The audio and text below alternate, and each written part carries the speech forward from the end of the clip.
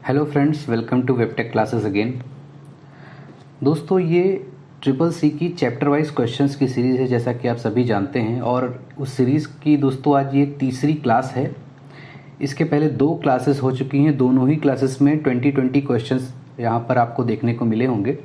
अगर दोस्तों आपने पहले वो क्लासेस नहीं देखी हैं तो वीडियो के डिस्क्रिप्शन में मैं आपको लिंक दे दूँगा, आप जाके देख सकते हैं। आज की क्लास में दोस्तों हम फिर से 20 और क्वेश्चंस सॉल्व करेंगे चैप्टर 1 के ही। करीब दोस्तों आपको यहाँ पर 90 से 100 के बीच में हर चैप्टर के क्वेश्चंस देखने को मिलेंगे। तो चलिए दोस्तों आज के क्वेश्चन सॉल्व करते हैं, आज की क्लास शुरू करते हैं।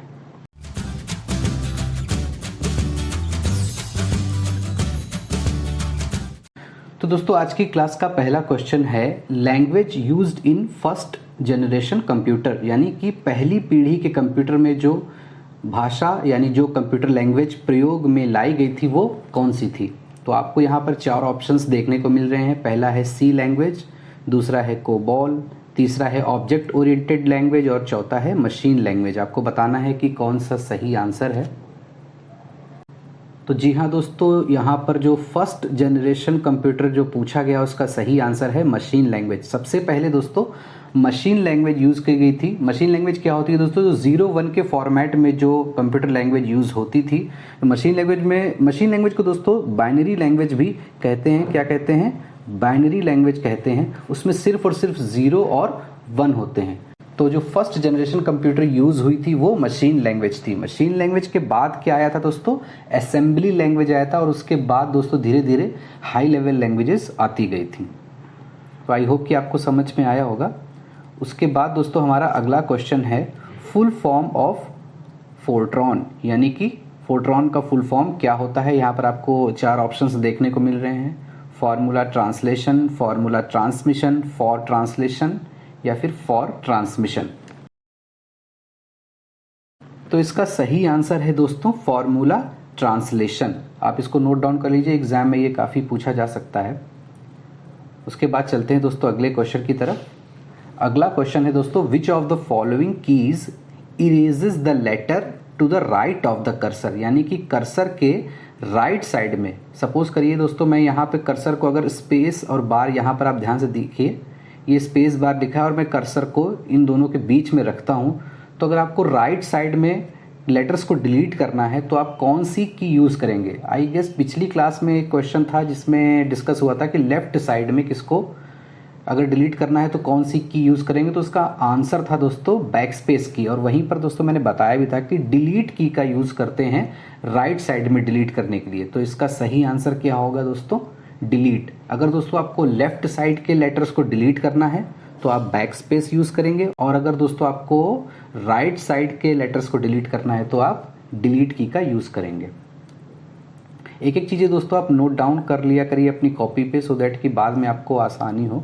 और दोस्तों अगर आपको ये जो पीडीएफ चाहिए तो मैं वो भी आपको प्रोवाइड करा दूंगा। आपको सिंपली कमेंट सेक्शन में अपना ईमेल आईडी देना है। उसके बाद दोस्तों अगला क्वेश्चन है, full form of COBOL. COBOL का फुल फॉर्म ये पूछ रहा है। तो 4 ऑप्शंस आपको देखने को मिल रहे हैं, common business oriented language, combined business oriented language, computer business oriented language या फिर कंप्यूटर बेसिक ओरिएंटेड लैंग्वेज। तो आपको बताना है कौन सा सही आंसर है। तो दोस्तों इसका सही आंसर होगा कॉमन बिजनेस ओरिएंटेड लैंग्वेज। अब चलते हैं दोस्तों अगले क्वेश्चन की तरफ।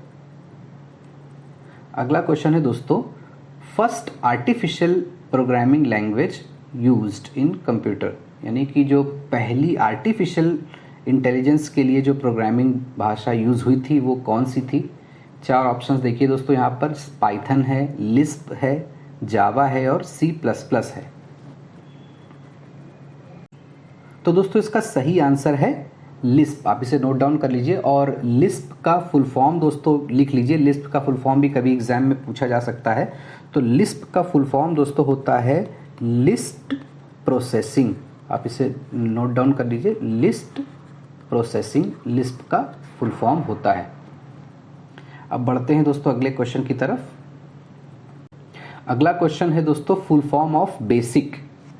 बेसिक का फुल फॉर्म पूछ रहा है दोस्तों। यहाँ पर आपको 4 ऑप्शंस देखने को मिल रहे हैं, beginners all purpose symbolic instruction code, beginners all purpose systematic instruction code, फिर है beginners all purpose symbolic intermediate code और सिस्टमैटिक इंस्ट्रक्शन कोड। तो इसका सही आंसर है दोस्तों beginners all purpose symbolic instruction code. आप इसे नोट डाउन कर लीजिए क्योंकि फुल फॉर्म एग्जाम में ज़रूर एक दो आ ही जाते हैं। अब बढ़ते हैं दोस्तों अगले क्वेश्चन की तरफ। Arrange the following in increased size as per their usual size in computer. निम्नलिखित को कंप्यूटर में उनके मेमोरी साइज के बढ़ते क्रम में लगाएं। तो तीन चीज़ें हैं दोस्तों, आपको उनको बढ़ते क्रम में लगाना है मेमोरी साइज के। तो रैम, कैश और हार्ड डिस्क। आप ये सोचिए कि सबसे ज़्यादा साइज किसका होता है, सबसे कम साइज किसका होता है। तो जो सबसे कम साइज होगा दोस्तों उसको पहले लिखना है। अगर रैम सबसे कम होती है तो आपको सबसे पहले ए लिखना है, अगर कैश सबसे कम होती है तो आपको बी लिखना है, और अगर दोस्तों हार्ड डिस्क सबसे कम होती है तो आपको सी लिखना है। तो आप थोड़ा सा सोचिए और बताइए कौन सा सही आंसर होगा। तो दोस्तों बता दें सबसे कम मेमोरी जो साइज़ यूज़ किया जाता है कंप्यूटर में वो कैश का यूज़ किया जाता है। तो सबसे पहले क्या लिखेंगे आप, बी। फिर उसके बाद दोस्तों रैम का साइज़ होता है, फिर यानी कि उसके बाद आप क्या लिखेंगे, ए। तो बी ए। और सबसे जो बड़ी साइज़ की यूज़ होती है रैम और कैश से काफ़ी बड़ी होती है तो वो हार्ड डिस्क होती है। तो इसका सही आंसर हो जाएगा दोस्तों बी ए सी। अब थोड़ा सा आप इसको रिकॉल करिए, जैसे आप अपने फ़ोन का ही एग्जाम्पल लीजिए। आपके फ़ोन में रैम और रोम या फिर ऐसे समझिए रैम और इंटरनल मेमोरी उसमें कितनी है। तो रैम दोस्तों जनरली 2 GB 4 GB या 8 GB के भी फ़ोन आते हैं, लेकिन उसमें जो स्टोरेज स्पेस होता है वो जनरली 64 GB या फिर 128 GB या 32 GB भी होता है, लेकिन वो जनरली रैम से ज़्यादा ही होता है। तो उससे ही दोस्तों आप हार्ड डिस्क समझिए। तो कंप्यूटर में भी जो हार्ड डिस्क होती है वो रैम से ज़्यादा ही होती है, और कैश सबसे कम होती है। कैश फास्टेस्ट मेमोरी होती है। इन तीनों में अगर बात करें तो सबसे तेज मेमोरी कौन सी होगी। अगर दोस्तों इनको स्पीड के बढ़ते क्रम में लगाने की बात होती तो हम फिर कैश को सबसे पीछे रखते हैं, क्योंकि कैश की स्पीड सबसे ज़्यादा होती है। तो यहाँ पर मेमोरी साइज के बढ़ते क्रम में रखना था, इसलिए कैश सबसे पहले आ गया, फिर रैम और उसके बाद हार्ड डिस्क। तो BAC इसका सही आंसर हो गया। उसके बाद दोस्तों अगला क्वेश्चन है, which of the following is a pen और stick like input device which is use to touch और enter information of a touch screen. यानी कि निम्नलिखित में से कौन सा एक पेन या स्टिक जैसा इनपुट डिवाइस है जिसका उपयोग टच स्क्रीन को छूने या जानकारी दर्ज करने के लिए किया जाता है। तो यहाँ पर 4 ऑप्शंस हैं, स्टाइलस, जॉयस्टिक, माउस और नन ऑफ द अबव। तो माउस तो आई होप कि सभी ने देखा होगा। तो माउस तो पेन या स्टिक जैसा डिवाइस नहीं होता है, हालांकि इनपुट होता है, लेकिन पेन या स्टिक जैसा पूछ रहा है। जॉयस्टिक दोस्तों कंप्यूटर गेमिंग में यूज होता है। तो इसका सही आंसर है दोस्तों स्टाइलस। स्टाइलस एक पेन जैसा डिवाइस होता है, इनपुट डिवाइस होता है, जिसका उपयोग दोस्तों टच स्क्रीन को छूने के लिए या उसमें इनपुट देने के लिए यूज किया जाता है। आई होप कि आपको समझ में आया होगा। अब चलते हैं अगले क्वेश्चन की तरफ। अगला क्वेश्चन है दोस्तों, pen drive is an example of. Pen drive उदाहरण है, किसका उदाहरण है। यहाँ पर आपको 4 ऑप्शंस देखने को मिल रहे हैं। पहला है फ्लैश मेमोरी का उदाहरण है, दूसरा कह रहा है दोस्तों ऑप्टिकल स्टोरेज का उदाहरण है, फिर तीसरा कह रहा है मैग्नेटिक टेप का उदाहरण है, या फिर नन ऑफ द अबव। तो आपको बताना है कि कौन सा सही है। तो इसका सही आंसर है दोस्तों flash memory. Pen drive flash memory का उदाहरण होता है। ऑप्टिकल स्टोरेज मेमोरी दोस्तों जैसे कि CD होता है या DVD होता है, जो जनरली सर्कुलर फॉर्म में आपको देखने को मिलते हैं, तो ये सब ऑप्टिकल स्टोरेज के उदाहरण होते हैं। पेन ड्राइव क्या होता है दोस्तों, फ्लैश मेमोरी का उदाहरण होता है। ये चीज़ें भी आप लिख लीजिए। ऑप्टिकल स्टोरेज का भी दोस्तों जो मैंने आपको एग्जाम्पल बताया आप उसे भी नोट डाउन कर लीजिए। ऑप्टिकल स्टोरेज के जो एग्जाम्पल आते हैं वो CD होते हैं, DVD होते हैं। तो ये सारी चीज़ें भी एग्जाम में पूछी जा सकती है कि CD DVD किसका उदाहरण है। तो वहाँ पर सही ऑप्शन क्या हो जाएगा, ऑप्टिकल स्टोरेज मेमोरी सही ऑप्शन हो जाएगा। अब बढ़ते हैं दोस्तों अगले क्वेश्चन की तरफ। अगला क्वेश्चन है दोस्तों, which of the following is not an example of peripheral device. इनमें से कौन पेरिफेरल डिवाइस का उदाहरण नहीं है। तो सबसे पहले दोस्तों आप बताइए कि पेरिफेरल डिवाइस कहते किसे हैं। यहाँ पर देखिए दोस्तों एक वर्ड यूज हुआ है पेरिफेरल डिवाइस। तो आपको बताना है कि ये पेरिफेरल डिवाइस होती क्या है। तो मैं आपको बता दूं दोस्तों, पेरिफेरल डिवाइस हर वो डिवाइस होती है जो कंप्यूटर से एक्सटर्नली कनेक्ट की जाती है। जैसे कि सीपीयू के साथ आप माउस को कनेक्ट करते हो, आप कीबोर्ड को कनेक्ट करते हो, प्रिंटर को कनेक्ट करते हो। तो ये सारी जो इनपुट आउटपुट डिवाइसेस होती हैं, या फिर दोस्तों आप एक्सटर्नल हार्ड डिस्क ही क्यों नहीं लगाते हो, वो सारा ही दोस्तों पेरिफेरल डिवाइस की कैटेगरी में आ जाता है। तो यहाँ पर दोस्तों देखिए, कीबोर्ड भी एक पेरिफेरल डिवाइस हो जाएगी, अभी बताया, माउस भी एक पेरिफेरल डिवाइस हो जाएगी और प्रिंटर भी एक पेरिफेरल डिवाइस हो जाएगी। लेकिन सीपीयू से ही ये सारी चीज़ें कनेक्ट की जाती है, तो सीपीयू पेरिफेरल डिवाइस का एग्जाम्पल नहीं होता है। तो आई होप कि आपको समझ में आया होगा। अब बढ़ते हैं दोस्तों अगले क्वेश्चन की तरफ। अगला क्वेश्चन है दोस्तों, which of the following is generally can be purchased freely and modified as per requirement. निम्नलिखित में कौन सा आमतौर पर स्वतंत्र रूप से खरीदा जा सकता है और आवश्यकता के अनुसार संशोधित किया जा सकता है। संशोधित मतलब मॉडिफाई किया जा सकता है, स्वतंत्र रूप से खरीदा जा सकता है यानी कि फ्रीली। तो 4 ऑप्शंस आपको देखने को मिलते हैं यहाँ पर, application software, open source software, utility software और सिस्टम सॉफ्टवेयर। तो आपको बताना है कौन सा सही आंसर है। तो इसका सही आंसर है दोस्तों ओपन सोर्स सॉफ्टवेयर। आप इसके नाम को भी थोड़ा सा ध्यान से पढ़िए। ओपन सोर्स यानी कि इसका जो सोर्स होता है, सोर्स कोड होता है, वो ओपन होता है यानी कि खुला होता है, कोई भी उसे यूज कर सकता है, कोई भी उसे फ्रीली परचेज कर सकता है और फिर अपनी रिक्वायरमेंट के हिसाब से मॉडिफाई भी कर सकता है। आई होप कि आपको समझ में आया होगा। उसके बाद अगला क्वेश्चन है दोस्तों, proprietary software are also known as.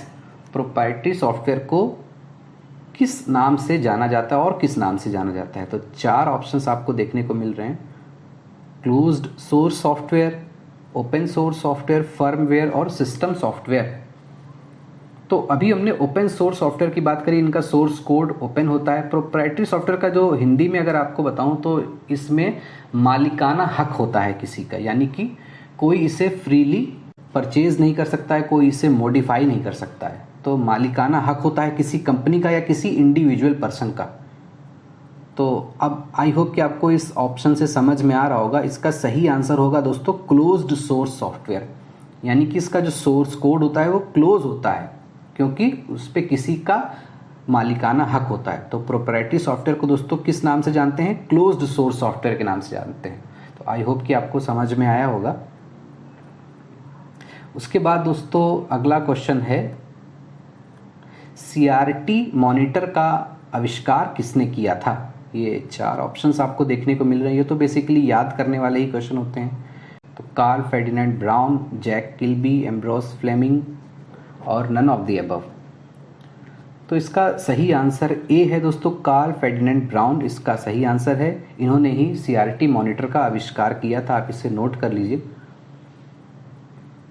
उसके बाद दोस्तों अगला क्वेश्चन है, speed of the computer is measured in. Computer की गति को यानी कंप्यूटर की स्पीड को किस में हम नापते हैं या मापते हैं। तो 4 ऑप्शंस आपको यहाँ पर देखने को मिल रहे हैं। पहला है हर्ट्ज, दूसरा है बिट्स पर सेकेंड, फिर तीसरा है हर्ट्ज पर सेकेंड और चौथा है नन, यानी इनमें से कोई नहीं। तो दोस्तों हम कंप्यूटर की स्पीड को हर्ट्ज में मापते हैं। आप थोड़ा सा ध्यान दीजिए, जो आपका कंप्यूटर का जो प्रोसेसर होता है उसकी स्पीड जनरली गीगा हर्ट्ज में होती है, 2.1 गीगा हर्ट्ज या 4 गीगा हर्ट्ज, जैसा भी आपका प्रोसेसर जितना स्ट्रांग है। तो दोस्तों आपने ध्यान दिया कि जो गीगा हर्ट्ज है उसमें भी हर्ट्ज वर्ड का यूज है। तो कंप्यूटर की स्पीड को हम किस में नापते हैं, हर्ट्ज में नापते हैं। जैसे कि दोस्तों गीगा हर्ट्ज उसी तरीके से जैसे कि बाइट आता है, फिर किलो बाइट आता है, फिर गीगा बाइट आता है, उसी तरीके से hertz, kilo hertz, giga hertz. तो आई होप कि आपको ये चीजें समझ में आई होंगी। अब उसके बाद दोस्तों अगला क्वेश्चन है, ब्लूटूथ का आविष्कार किसने किया था। तो 4 ऑप्शंस आपको यहाँ पर देखने को मिल रहे हैं, Karl Ferdinand Braun, Jeff Hartson, Ambrose Fleming और नन ऑफ द अबव। तो दोस्तों ब्लूटूथ का आविष्कार किया था जेफ हार्टसन ने। बी आंसर यहाँ पर सही हो जाएगा, आप इसे नोट डाउन कर लीजिए। उसके बाद दोस्तों अगला क्वेश्चन डिस्कस करते हैं। अगला क्वेश्चन है दोस्तों, which of the following is an example of latest IT gadget. इनमें से कौन लेटेस्ट यानी कि नवीनतम आईटी गैजेट का उदाहरण है। तो ये ये क्वेश्चन तो दोस्तों काफ़ी इजी है, आप देख कर ही समझ जाएंगे। पहला है स्मार्ट वॉच, दूसरा है प्रिंटर, फिर माउस, फिर इनमें से कोई नहीं।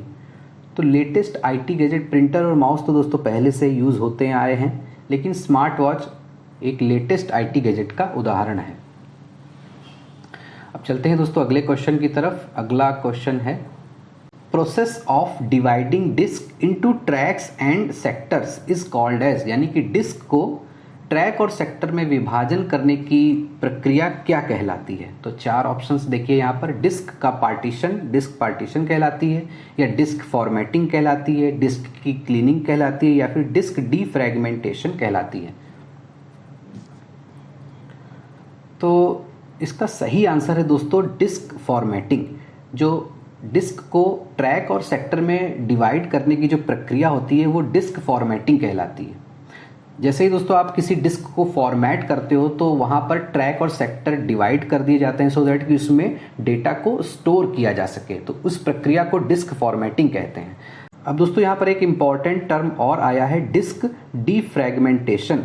तो डिस्क डीफ्रैगमेंटेशन क्या होता है, थोड़ा सा इसको डिस्कस कर लेते हैं। सपोज करिए दोस्तों यहाँ पर आप इसको इमेजिन करिए, ये एक डिस्क है और यहाँ पर ये कुछ ट्रैक्स और सेक्टर्स मैं यहाँ पर डिवाइड कर देता हूँ। ये इस तरीके से ये ट्रैक्स बने हुए हैं और यहाँ पर कुछ डेटा, सपोज करिए एक डेटा यहाँ पर स्टोर है, फिर उसके बाद थोड़ा डेटा यहाँ पर स्टोर हमने कर दिया, फिर उसके बाद थोड़ा डेटा हमने यहाँ पर स्टोर कर दिया।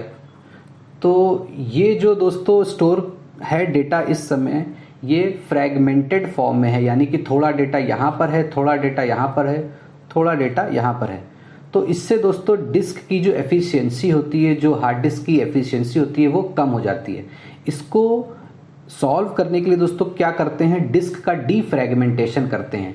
डीफ्रैगमेंटेशन में दोस्तों क्या होता है कि ये जो तीनों डेटा हैं, सपोज करिए ये ए डेटा, ये बी डेटा और ये सी डेटा, तो तीनों ही डेटा को एक साथ स्टोर कर दिया जाता है। सपोज करिए यहाँ पर ए बी सी तीनों को एक साथ स्टोर कर दिया। इससे क्या होगा दोस्तों, ये जो पूरा स्पेस है आपको खाली मिल जाता है। कोई बड़ा डेटा अगर आपको स्टोर करना है तो आप इजीली स्टोर कर पाते हो। तो अगर फ्रैगमेंटेड फॉर्म में डेटा स्टोर है, फ्रैगमेंटेड फॉर्म का मतलब दोस्तों छोटे छोटे अलग अलग ट्रैक्स में, अलग अलग स्पॉट्स में डेटा स्टोर है, तो उसको एक साथ स्टोर कर देना क्या कहलाता है, डीफ्रैगमेंटेशन कहलाता है। ये काफी इंपॉर्टेंट टर्म है, आई होप कि आपको समझ में आया होगा। अब बढ़ते हैं दोस्तों अगले क्वेश्चन की तरफ। अगला क्वेश्चन है दोस्तों what R S and D in the full form of S RAM and D RAM, यानी कि एस रैम और डी रैम के फुल फॉर्म में एस और डी क्या है। अब दोस्तों यहां पर देखिए आपसे एस रैम और डी रैम का फुल फॉर्म पूछ रहा है। तो चार ऑप्शंस यहाँ पर आपको दिए गए हैं, स्टैटिक और डायनेमिक हैं, स्टेशनरी और डायनेमिक हैं, स्टैटिक डिफॉल्ट या फिर स्टेशनरी डिफॉल्ट। तो इसका सही आंसर है दोस्तों स्टैटिक और डायनेमिक। एस रैम का फुल फॉर्म होता है दोस्तों स्टैटिक रैम और डी रैम का फुल फॉर्म होता है डायनेमिक रैम। और आज का लास्ट क्वेश्चन है दोस्तों which is not a type of ROM. ROM का एक प्रकार नहीं है। तो रोम का फुल फॉर्म तो आपको पता होगा, रीड ओनली मेमोरी। तो यहाँ पर दोस्तों चार ऑप्शंस आपको देखने को मिल रहे हैं, पी रोम है, ई पी रोम है, एम रोम है या फिर नन। तो रोम के कुछ प्रकार होते हैं, तो इसका सही आंसर है दोस्तों नन। ये सारे ही रोम के प्रकार हैं। पी रोम का फुल फॉर्म होता है प्रोग्रामेबल रोम, ई रोम का दोस्तों फुल फॉर्म होता है इरेजेबल प्रोग्रामेबल रोम, और एम रोम का दोस्तों फुल फॉर्म होता है मास्क्ड रोम। तो ये फुल फॉर्म भी दोस्तों एग्जाम में काफी पूछे जाते हैं। तो यहां पर दोस्तों सारे ही रोम के प्रकार हैं, तो इसका सही आंसर क्या हो जाएगा दोस्तों नन, यानी कि इनमें से कोई नहीं। तो आज की क्लास में दोस्तों इतना ही है। आई होप कि आपको आज की क्लास पसंद आई होगी। अगर दोस्तों आपका कोई डाउट है तो आप कमेंट सेक्शन में हमसे ज़रूर पूछ सकते हैं। यहाँ पर दोस्तों हमने 60 क्वेश्चन फर्स्ट चैप्टर के कवर करा दिए हैं। अभी करीब करीब 20 क्वेश्चन आपको और देखने को मिलेंगे इस फर्स्ट चैप्टर से, तो टोटल 100 क्वेश्चन करीब करीब हो जाएंगे। उसके बाद दोस्तों हम अगला चैप्टर जो ऑपरेटिंग सिस्टम है वो स्टार्ट करेंगे। तो दोस्तों मिलते हैं अपनी अगली क्लास में, तब तक के लिए bye bye and take care.